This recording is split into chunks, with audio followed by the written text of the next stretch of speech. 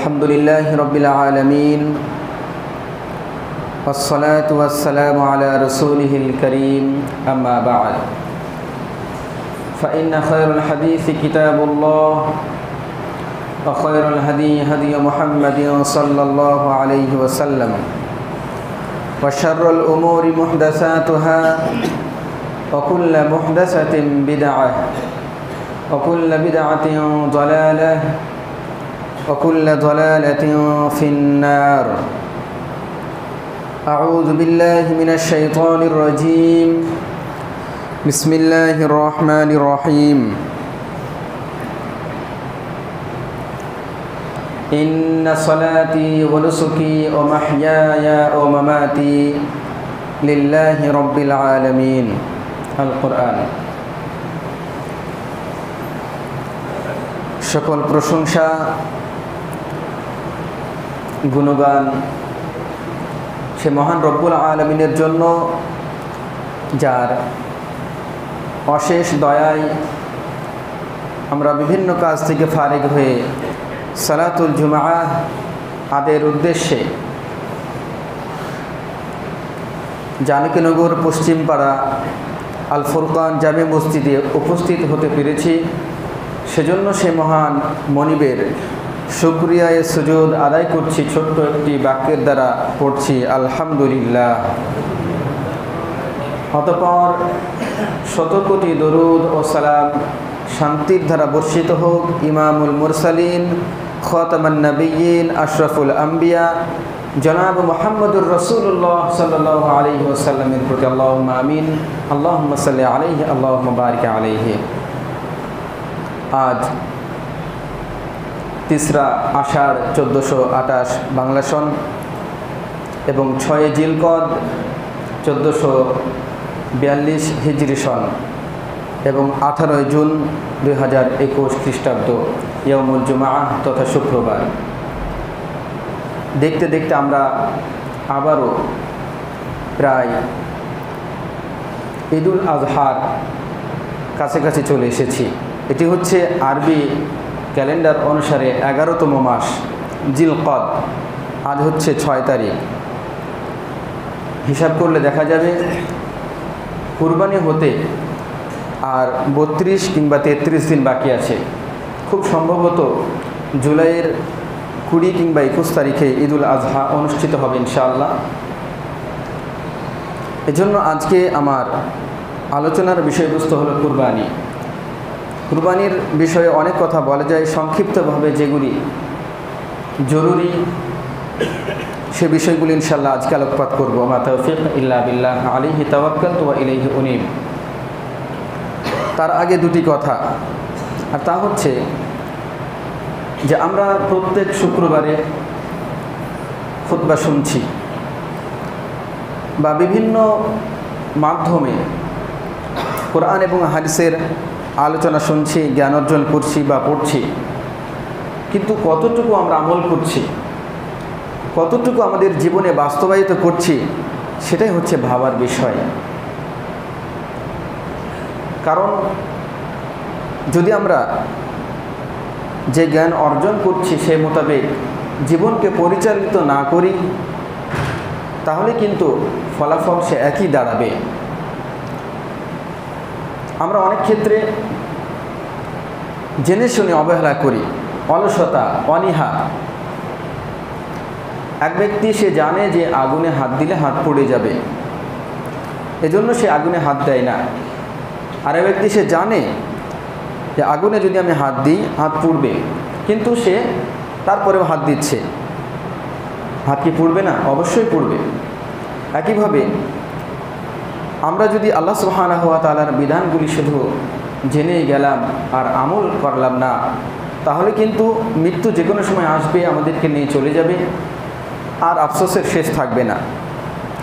একটু আমরা আত্মসমালোচনা করি যে আমরা তো মুসলিম এবং আহলুল হাদিস নামে পরিচিত তথা কোরআন এবং হাদিসের অনুসারী ধারক এবং বাহক। আমরা কোরআন এবং হাদিসের কতটুকু অনুসরণ করে চলছি একটু ভাবার বিষয়। আল্লাহ তাআলা যে নিয়ামত আমাদেরকে দিয়েছেন একটু শুকরিয়া করা দরকার। আল্লাহ সুবহানাহু ওয়া তাআলা তিনি 5 ওয়াক্তের সালাতকে ফরজ করেছেন, অথচ কতজন আমরা 5 ওয়াক্তের সালাত আদায় করছি? হ্যাঁ, পরিস্থিতির বিচারে হয়তো আপনি বিভিন্ন জায়গায় ব্যবসা বাণিজ্যের ক্ষেত্রে বিভিন্ন জায়গায় আপনি আদায় করছেন, ঠিক আছে, কিন্তু আদায় তো করতে হবে। অনেকে বাহানা দেয় যে আমি এই কাজ করি, এতে আমার সময় নেই, আমি এই প্ল্যাটফর্মে থাকি, আমার সময় হয় না। আচ্ছা ভাই, মুসলিম মানে কি? মুসলিম শব্দের অর্থ হচ্ছে যে আল্লাহ রাব্বুল আলামিনের কাছে নিজের ইচ্ছাকে সমর্পণ করেছে। তাহলে আপনি যখন আল্লাহর কাছে নিজের ইচ্ছাকে সমর্পণ করেছেন, তখন অজুহাত দেওয়া তো মোটেই কাম্য নয়। আল্লাহ রাব্বুল আলামিন যে বিধান দেবে সেগুলিকে মেনে নিতে হবে।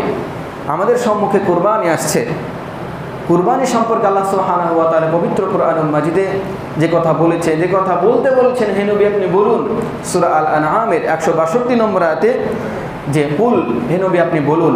এটা প্রত্যেকটা মুমিন বলবে, ইন্না সালাতি, নিশ্চয় আমার সালাত, ওয়া নুসুকি, আমার কুরবানি, ওয়া মাহইয়ায়া, আমার জীবন, ও মামাতি, আমার মরণ, লিল্লাহি রাব্বিল আলামিন, একমাত্র বিশ্বজগতের প্রতিপালক আল্লাহর জন্য। এখন প্রত্যেকটা বিধান পর্যায়ক্রমে আসে, সালাত প্রথম, তারপরে অন্য বিধান। এই সালাত যে ব্যক্তি ত্যাগ করে সে অনেক বড় অপরাধ করে। ইচ্ছাকৃতভাবে সালাত ত্যাগকারী সে কুফরি করে, অথচ আমরা এ বিষয়ে একেবারে গাফেল, কিছুই মনে করি না। আজ আমাদের সমাজে কোনো দুর্ঘটনা বা কোনো খারাপ যদি সম্পর্ক ধরা পড়ে, সেটা আমরা খুব খারাপ চোখে দেখি, আসলেও সেটা খারাপ চোখে দেখাই দরকার। কিন্তু ইসলামে মূর্তি পূজার পরে সবচাইতে বড় অপরাধ হচ্ছে সালাত ত্যাগ করা, অথচ আজ আমরা সালাত থেকে গাফেল। সালাত যে ত্যাগ করে না, আমরা তাকে কিছুই মনে করি না। উসাইমির রহমতুল্লাহ আলাই তিনি বলেছেন যে ব্যক্তি সালাত আদায় করে না, সেই ব্যক্তিকে মুসলমানদের গোরস্থানে দাফন করা ঠিক হবে না, এমন ব্যক্তিকে। এবং যারা ভালো পরহেজগার মানুষ, এমন ব্যক্তি তার জানাজার সালাত আদায় করাবে না। মহানবী সাল্লাল্লাহু আলাইহি সাল্লাম তিনি কিছু ঋণ বাকি থাকলে কোনো ব্যক্তির জানাজায় শরীক হতেন এবং যদি জিজ্ঞাসা করতেন যে এর কি কোনো ঋণ আছে, যদি ঋণ থাকতো তাহলে জানাজা আদায় করতেন না, অন্য কেউ সেটা আদায় করিয়ে দিতেন। আর যদি কেউ বলতো ইয়া রাসূলুল্লাহ সাল্লাল্লাহু আলাইহি সাল্লাম, আমি তার জামিন হচ্ছি, আমি এই ঋণ পরিশোধ করে দেব, তখন তিনি জানাজার সালাত আদায় করতেন। আর এই সালাতের বিষয়ে আমাদের সমাজ ব্যবস্থা এত খারাপ হয়ে গেছে যে সালাতের বিষয়ে একেবারে গুরুত্বহীন অবস্থা, কিছুই মনে করি না আমরা, অথচ সালাতের গুরুত্ব অপরিসীম। আব্দুল্লাহ ইবনে শাকিক রহমতুল্লাহ আলাইহি বলেছেন যে মহানবী সাল্লাল্লাহু আলাইহি সাল্লামের জামানাতে সাহাবীরা তাদেরকে মুসলিম হিসেবে জানতেন যারা সালাত আদায় করতেন। এমনকি মুনাফিক তারাও কিন্তু মসজিদে আসতো শেষের দিকে, শেষের কাতারে আসতো, পরে সময় অবহেলা করে কাটিয়ে শেষের দিকে আসতো তারা। মুনাফিকরা পর্যন্ত তারা সালাতে আসতো। তাহলে যারা সালাত আদায় করে না তাদেরকে সেই সময় মুসলিম হিসেবে ধরা হতো না। এজন্য আমি প্রত্যেকের কাছে একান্ত অনুরোধ করছি, নিজে 5 ওয়াক্তের সালাত আদায় করুন, নিজের সন্তান যারা আছে তাদেরকে সালাতে অভ্যস্ত করান, পরিবারকে গঠন করুন, নচেত আপনার কারণে আপনার পরিবার ধ্বংস হবে। এবং যেহেতু আপনাকে আমাকে সবাইকে নিয়ে যেহেতু পরিবেশ গঠিত হয়, সবাই যদি অবহেলা করি তাহলে পরিবেশটাই নষ্ট হয়ে যাবে, যেমনটা অনেকটাই শেষ হয়ে গেছে। আল্লাহ তাআলা আমাদের সকলকে 5 ওয়াক্তের সালাত গুরুত্ব সহকারে আদায় করার পাশাপাশি পরিবারকে নিয়ে তাদেরকে সালাত আদায়ের ব্যাপারে সচেষ্ট হওয়া তৌফিক দান করুন, আল্লাহুম্মা আমিন। এই কুরবানির বিষয়ে, কুরবানি এটা একটা আরবি শব্দ, ফার্সিতে এবং উর্দুতে যেটি কুরবানি হিসেবে ব্যবহৃত হয়, এটা মূলত আরবি কুরবান শব্দ থেকে এসেছে, যার অর্থ নৈকট্য অর্জন করা। কুরবানির বিধান হচ্ছে সুন্নতে মুআক্কাদা, গুরুত্বপূর্ণ সুন্নাত, এটি ফরজ নয়, অর্থাৎ অপরিহার্য কর্তব্য নয়। এজন্য আবু বকর রাদিয়াল্লাহু আনহু, ওমর রাদিয়াল্লাহু আনহু তারা ইচ্ছাকৃতভাবে মাঝে মধ্যে কুরবানি ত্যাগ করতেন, যাতে করে মানুষেরা বুঝতে পারে যে এটা ফরজ নয়। তবে ইসলামের বড় একটা নিদর্শন এই কুরবানি। কুরবানি করা হয় 10, 11, 12, 13 এই 4টি দিনে জিলহজ মাসের। সকালে রক্তিম সূর্য আকাশ যখন ওঠে তার কিছুক্ষণ পরেই যেহেতু সূর্য করা ঈদুল আজহা, অর্থাৎ যেহেতু এই সময়ে কুরবানি করা হয় এজন্য এই দিনটিকে ইয়ামুল আজহা বলা হয়। এই ঈদুল আজহার দিনে আপনার কুরবানির কোন কোন পশু আমরা জবাই করতে পারি, কোন কোন পশু আমরা কুরবানি দিতে পারি, এক্ষেত্রে মহানবী সাল্লাল্লাহু আলাইহি সাল্লাম তিনি বলেছেন যে 3টি পশু, 3 ধরনের পশু। এক হচ্ছে উট, গরু এবং ছাগল। ছাগলের মধ্যে পড়বে দুম্বা এবং ভেড়া। এই পশুগুলি কেমন হবে? অবশ্যই পশুগুলি স্বাস্থ্যবান হবে, ভালো হবে, দেখতে শুনতে ভালো হবে। মহানবী সাল্লাল্লাহু আলাইহি সাল্লাম তিনি যে পশু কুরবানি করেছিলেন এটি মিশকাত শরীফের 1453 নম্বর হাদিসে এসেছে। আনাস ইবনে মালিক রাদিয়াল্লাহু আনহু তিনি বলছেন, একবার কুরবানি ঈদের দিনে মহানবী সাল্লাল্লাহু আলাইহি সাল্লাম তিনি 2টি বিকাবশাইনি, 2টি দুম্বা, সাদা কালো, অর্থাৎ সাদা এবং কালো মিশ্রিত তার কালার ছিল গায়ের রং, এবং 2টি শিং ছিল, বড় বড় শিং, এমন 2টি দুম্বা তিনি কুরবানি করেছেন। এবং তিনি নিজে হাতে বিসমিল্লাহ আল্লাহু আকবার, আল্লাহর নাম নিয়ে আল্লাহু আকবার, আল্লাহ সর্বোচ্চ, আল্লাহ মহান, এই কথা বলে তিনি সেই পশুর পাঁজরার উপরে পা দিয়ে বাম হাতে করে মাথাটা চেপে ধরে ডান হাতে তিনি জবেহ করেছেন। তাহলে পশু সুন্দর হতে হবে, সুঠাম হতে হবে, ভালো হতে হবে। এক্ষেত্রে মহানবী সাল্লাল্লাহু আলাইহি সাল্লাম তিনি বলেছেন মিশকাত শরীফের 1465 এবং 55 একাধিক হাদিসে এসেছে। মহানবী সাল্লাল্লাহু আলাইহি সাল্লাম তিনি বলেছেন লা তাযবাহু ইল্লা মুসিন্নাহ। জাবির রাদিয়াল্লাহু আনহু থেকে বর্ণিত যে তোমরা কুরবানি করো না মুসিন্নাহ পশু ছাড়া, তথা দাঁত বিশিষ্ট, যাকে আমরা দাঁতালো বলি। এক্ষেত্রে আল্লাহ রাসূল সাল্লাল্লাহু আলাইহি সাল্লাম তিনি বলছেন যদি তোমরা এমন পশু না পাও, সেক্ষেত্রে এই হাদিসের শেষাংশে বলা হচ্ছে তাহলে তোমরা 1 বছরের দুম্বা সেটা করতে পারো। অর্থাৎ উত্তম হচ্ছে এক্ষেত্রে দাঁতালো বা মুসিন্নাহ পশু জবাই করা। যদি আমরা বয়স হিসাব করি, বয়সের চাইতে দাঁতালো পশুই বেশি গুরুত্বপূর্ণ। আর উট হতে হবে যদি বয়সের দিক থেকে দেখি, তাহলে যদি দাঁত বিশিষ্ট বা দাঁতালো পশু না পাওয়া যায় তাহলে কমপক্ষে 5 বছর উত্তীর্ণ হয়ে 6ষ্ঠ বছরে পদার্পণ করবে, 6ষ্ঠ বছর চলছে, 6 বছর চলছে, এমন পশু হতে হবে। আর গরুর ক্ষেত্রে 2 বছর শেষ হয়ে গেছে, 3য় বছরে পদার্পণ করছে এমন পশু। ছাগলের ক্ষেত্রে 1 বছর পার হয়ে গেছে 2য় বছরে। তবে উত্তম হচ্ছে দাঁতালো পশু, দাঁত বিশিষ্ট পশু হওয়া বাঞ্ছনীয়, উত্তম হবে, অতি উত্তম। মহানবী সাল্লাল্লাহু আলাইহি সাল্লাম যে কথা বলছেন লা তাযবাহু ইল্লা মুসিন্নাহ, মুসিন্নাহ পশু ছাড়া তোমরা কুরবানি করো না। আর এই পশু কোন কোন ত্রুটি থাকলে কুরবানি হবে না?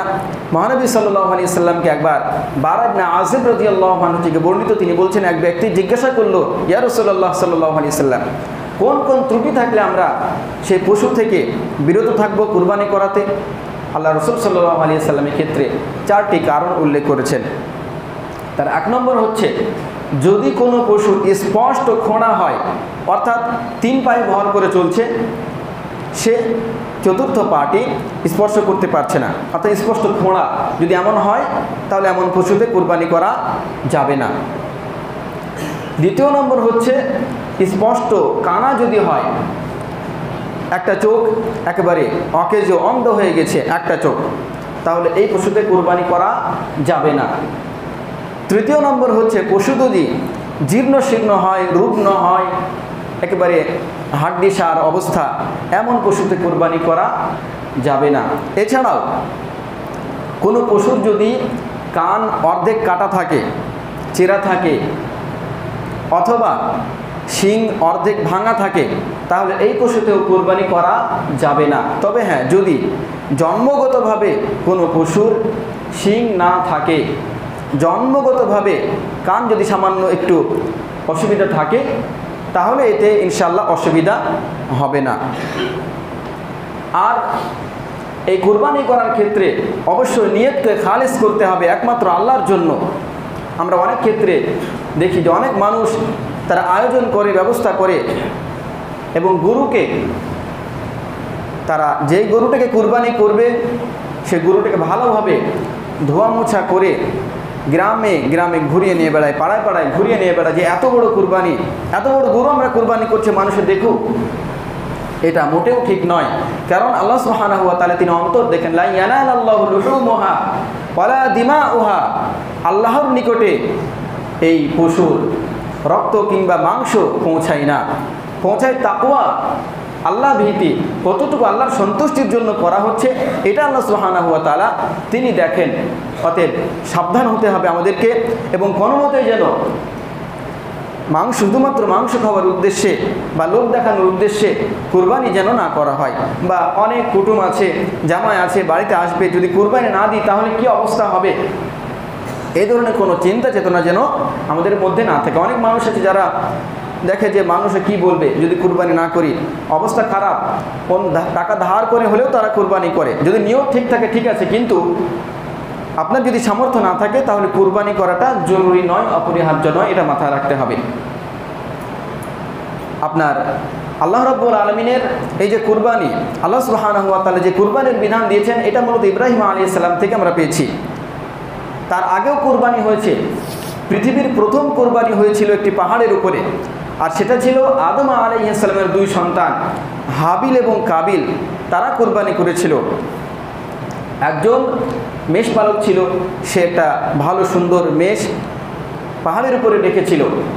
আরেকজন সে চাষি ছিল, যে কারণে কিছু শস্য নিয়ে পাহাড়ের উপরে রাখলো।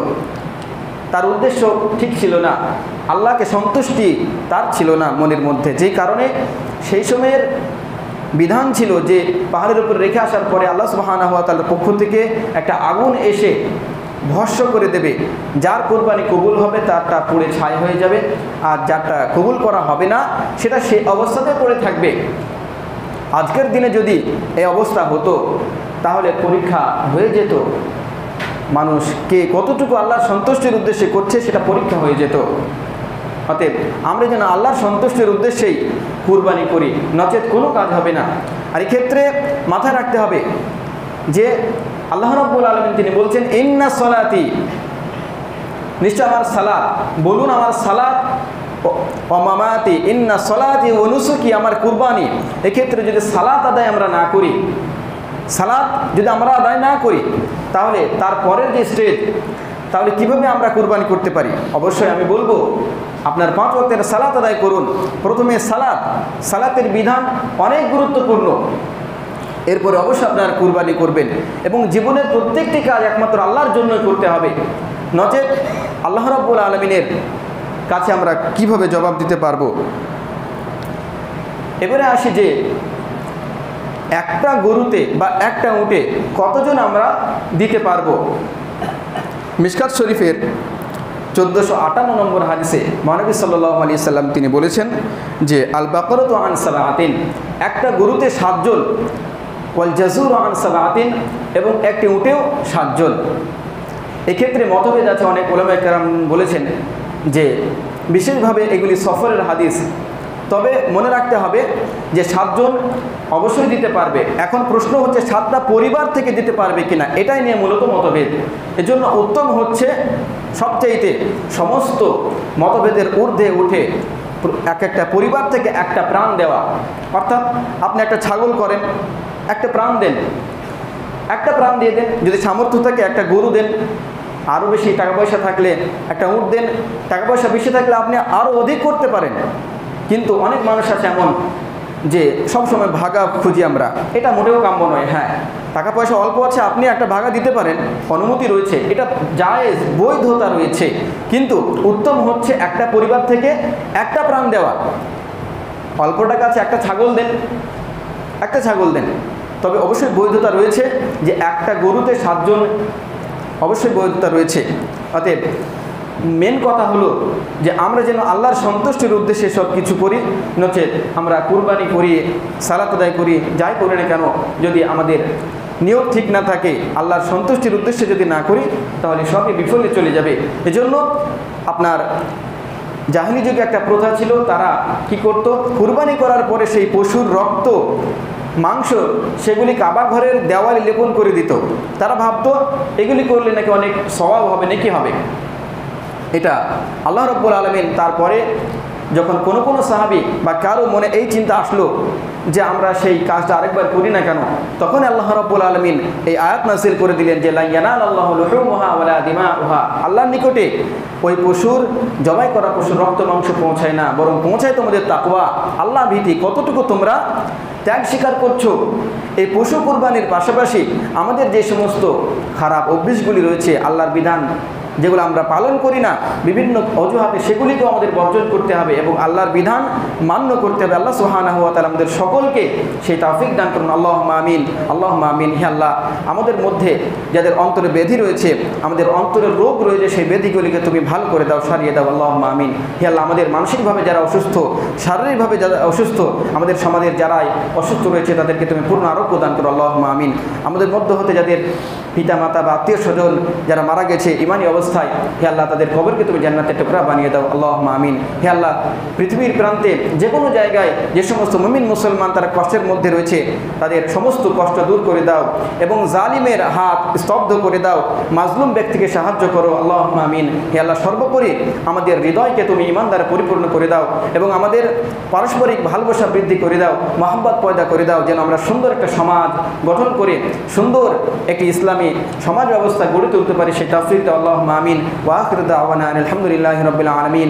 সুবহানা রাব্বিকা রাব্বিল ইজ্জাতি আম্মা ইয়াসিফুন ওয়া সালামুন আলাল মুরসালিন ওয়ালহামদুলিল্লাহি রাব্বিল আলামিন।